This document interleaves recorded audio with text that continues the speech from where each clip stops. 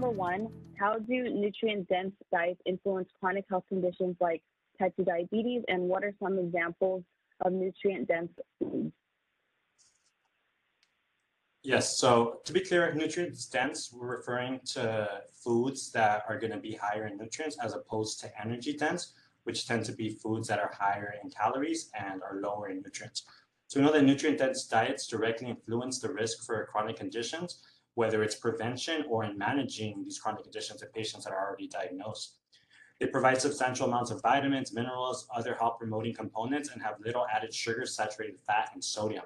One example, since we're highlighting avocados, is 1/3 of a medium avocado has 80 calories and contributes nearly 20 vitamins and minerals and other nutrients like unsaturated fat. It's a good source of fiber, and makes it a healthy nutrient food choice.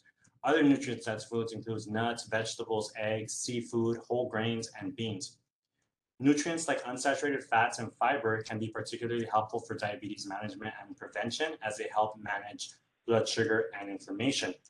They also promote satiety or the feeling of fullness and can support cardiovascular health. Well, what are common barriers to providing nutrition education, and how do you overcome them? So, a couple of the barriers that we see are just addressing social determinants of health in combination with their culture traditions to help create a best path forward for our patients. For example, we want to consider economic stability. What is their budget to buy food? Do they have issues accessing grocery stores? Their home environment. We have gotten a few patients that we're providing them with, recipes, ideas, and then it turns out that they have limited cooking space. They either have to share a kitchen with someone, or they only have access to a microwave and a small refrigerator. They don't have other cooking material. So it's just being aware of that. For these barriers, we do talk about different recipes that they can try that fit within what tools they have access to. I think one of the common barriers to providing an effective nutrition education to patients is years of misinformation.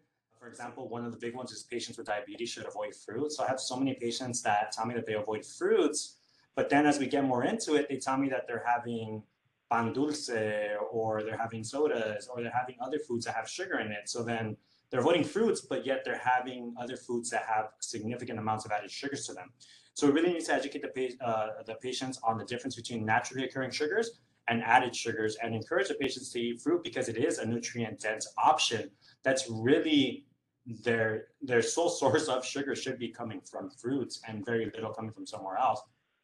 Another one that's common in the Hispanic population is eating foods such as cereal or a piece of bread at night is easier on the body than having a balanced dinner.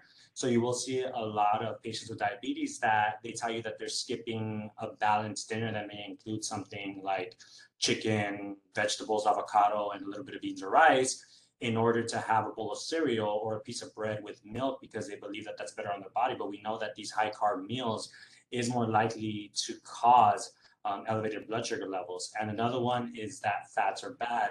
This is something that I think was taught many, many years ago, and it's difficult to kind of get patients to let go of this idea.